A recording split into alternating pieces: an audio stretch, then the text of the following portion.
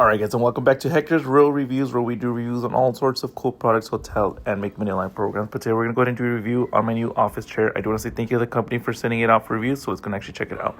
Putting it together was pretty simple. It's not one of those huge gaming chairs with a million pieces.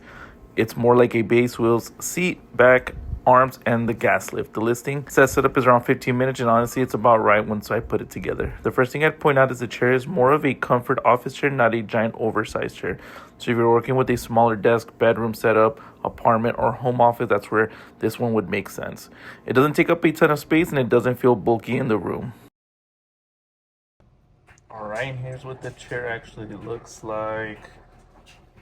A lot of cool features on here that you can adjust. The back support down here. So it's got the wheels, so you can move it wherever you like. Super cool. The back is mesh, which I actually like for an office chair because it lets air through. If you sit for a while, mesh usually feels better than a fully padded back that traps heat. It also keeps the chair lighter and cleaner looking. The lumbar support is built into the back area, so it gives you that little bit of lower back support instead of your back just sinking into nothing. It's not some crazy luxury chair lumbar system, but it's for a compact task chair. Having that support there is better than a flat back.